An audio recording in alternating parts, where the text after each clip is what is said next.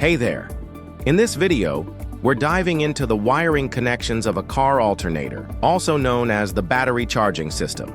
Now, alternators come in different configurations based on the number of wires or pins they have. For example, single-pin or two-wire alternator, two-pin or three-wire alternator, three-pin or four-wire alternator. We'll break each one down to help you understand their wiring and functionality. So let's get started with the single-pin or two-wire alternator. In this type of alternator, there's a single-pin connector, but it actually has two-wire terminals. Let's break this down. The positive terminal is connected to the battery positive terminal. This charges the battery while the alternator is rotating.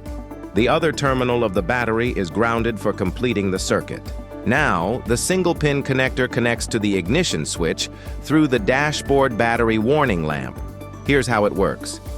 When the alternator is not charging the battery, this connector acts as a ground, which is why the warning lamp glows when you turn the ignition on. As soon as the alternator starts charging the battery, the lamp turns off. Finally, the alternator is grounded through its negative terminal. But here's the twist. We don't consider a separate terminal for this connection because it's grounded via the metallic body of the alternator. So while it's called a single-pin or two-wire alternator, technically you could say it has three terminals when you account for the grounding. Knowing how alternator circuits work is crucial, especially if you're diagnosing issues like battery not charging or battery warning lamp. To confirm if the issue is related to the alternator, check for OBD2 codes. It's super easy. Just connect the scanner to your vehicle and retrieve the codes. These are some common OBD2 codes related to alternator. If you're unsure what these codes mean, no worries. Visit our website obdcode.org for a comprehensive list and their explanations. All right, now let's dive into the two-pin or three-wire alternator. In this type of alternator, there's a two-pin connector and three-wire terminals. Let's break it down step by step. Just like the single-pin alternator, the positive terminal connects to the battery positive terminal, which charges the battery. The other terminal of the battery is grounded to complete the circuit. Now, one of the pins connects to the ignition switch through the dashboard battery warning lamp. This lamp indicates whether the battery is charging or not, similar to the single-pin alternator. The second pin is where things get interesting. It's for the magnetic field. This pin supplies voltage to excite the alternator and start its operation.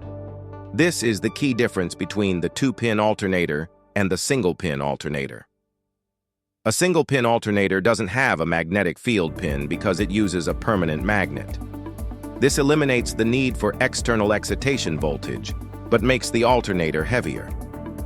On the other hand, the two-pin alternator uses an external voltage source for excitation, making it lighter and more efficient.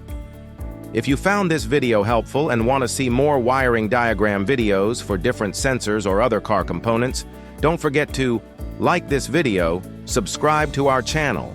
Also, hit the notification bell so you never miss an update. All right, let's move on to the three-pin or four-wire alternator.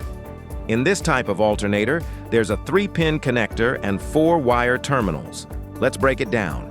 Like the two-pin alternator, we have a battery positive terminal to charge the battery, a pin connected to the dashboard warning lamp via the ignition switch, which lets you know whether the alternator is charging or not, a pin for the magnetic field, which supplies voltage to excite the alternator and start its operation. But here's where things get interesting, the third pin. This is the sensing voltage pin, and it's only found in alternators with a built-in voltage regulator. The voltage regulator is a smart component that monitors the alternator's output voltage. It adjusts the magnetic field voltage to maintain a steady output, preventing the alternator from overcharging or undercharging the battery. Without this sensing pin and regulator, the alternator can't fine-tune its output. That's why the three-pin alternator is a step up in efficiency and reliability.